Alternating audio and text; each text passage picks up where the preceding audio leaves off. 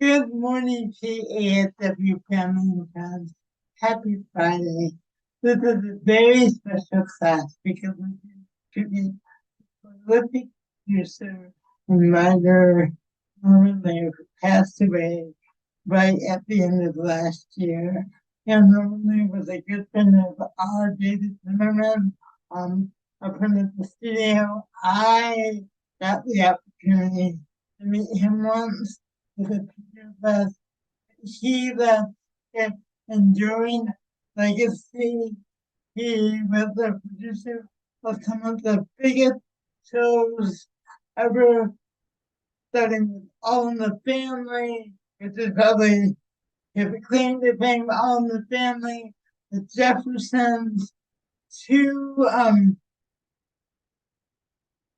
two productions of One Day at a Time, one that ran in the 70s and one that was a streaming show that premiered in 2017 and ran till 2020.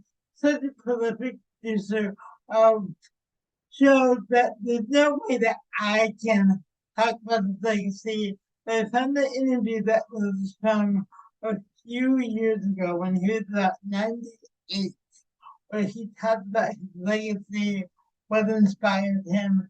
So I'm going to share that interview right now. This will be to the late Norman Lear. Please enjoy. The word prolific more than applies to television legend Norman Lear, the visionary behind any number of memorable TV shows. But prolific hardly conveys the pivotal role he played in transforming this medium, even our culture. Mo Rocca has our appreciation.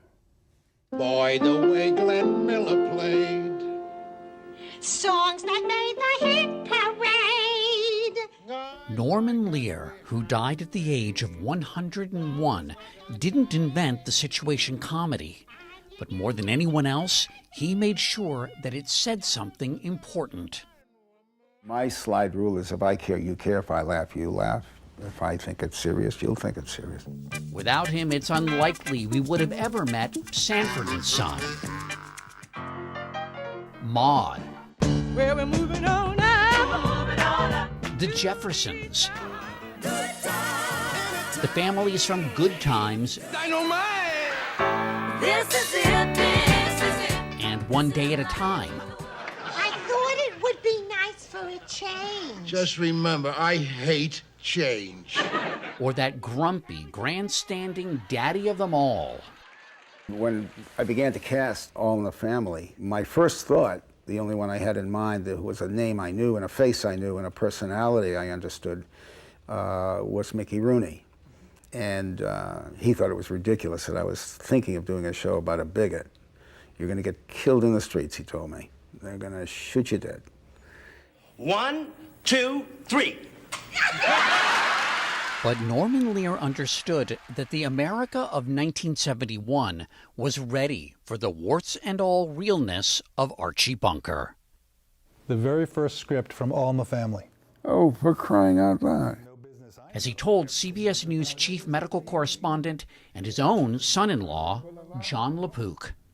There's nothing that unites people more or better than laughter.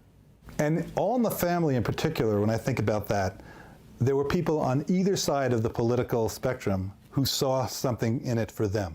I like to think what they saw was the foolishness of the human condition. I ain't over the hill. Well, you can certainly see the top of it.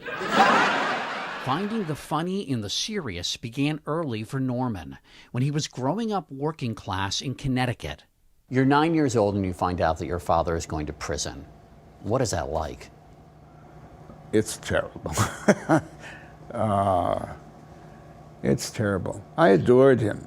His father, convicted of selling fake bonds, was sent away to prison for 3 years. Lear still remembers a neighbor's words of wisdom. Puts his hand on my shoulder and says, well, you're the man of the house now, Norman. And they're there, a man doesn't cry. 9 years old, I'm hearing that. Ultimately, it taught me there's humor everywhere, in every situation. Lear's worldview was also shaped by trips to New York City, looking out the train window into the apartments of Harlem. They felt like they were 8 feet away. They were probably 30 feet. They were very close. And the windows leading into the apartments were very visible, and life inside those windows. And they were largely African American. And I used to wonder about them. Who were these families? Who were these families? What were they thinking? What were their problems? I also had something in common with them. I knew by then that as a Jewish kid, there were people who hated me simply for that reason. And I understood certainly by then, that black people had it worse than I had it. Just a few years later, Lear would look out different windows a world away. How you doing, buddy? I hug. Hey, good to see you. I hug. Yeah. During World War II, Lear served as a radio operator and gunner, flying more than 50 bombing missions over Germany and Italy. His escort during some of these dangerous flights, the famed all-black Tuskegee Airmen. So it's 70 years later. Yeah. In 2015, Lear met one of them, Professor Roscoe Brown, face-to-face for the first time. I shot down a jet over Berlin on a mission that you were on. Yes, March 24th, 1945. How amazing is it that the two of us flew the same mission over Berlin, no less? Over Berlin the same day. Norman Lear understood the price of freedom and was willing to pay real money for it. In 2000, he and internet entrepreneur David Hayden spent over $8 million for one of 25 surviving copies of the Declaration of Independence. This is an investment in sharing something that belongs to all of us. Not for himself, but for the public. It was exhibited across the country for more than 3 years. The price of freedom is citizen participation, not $8.4 or whatever million it is. In 1981, Lear founded the progressive advocacy group People for the American Way. Oh, the pleasure of being part of 250,000 people who are seeking to remind America of the tradition of religious liberty and pluralism and diversity in this country.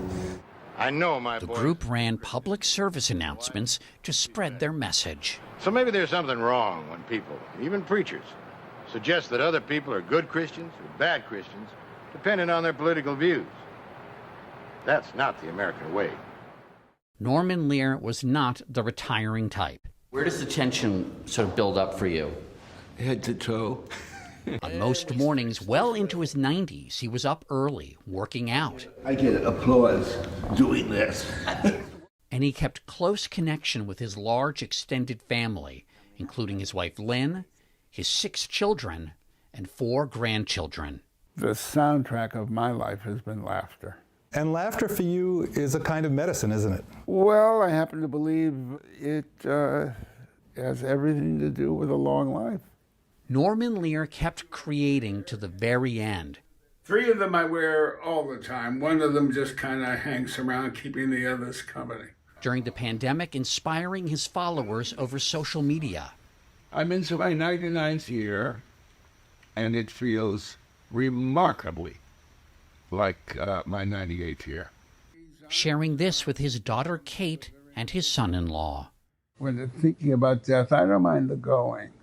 It's the leaving that is the problem for me. Going, who knows what's out there. That it can't be all bad. But leaving, I can't think of anything good about leaving.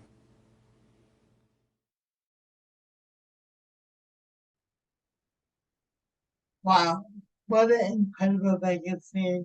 When I'm doing research, there were so many interviews. He's been interviewed so many times over the years. But I like this one because, again, he was 98 and still working, and probably working right up until the end. So I really hope you enjoyed this tribute to Norman Lear. Remember, Monday, off. I will not have my Zoom class together out with Martin Luther King holiday. I'll be back with all new YouTube classes on Wednesday and Friday, rather, I'll be in the studio on Tuesday and Thursday. And next Friday, I'll be introducing our first Creative Character Challenge for the year. So have a great weekend. Stay safe. I love you guys who I don't get to see on a regular basis. And I miss you. Yeah, great weekend.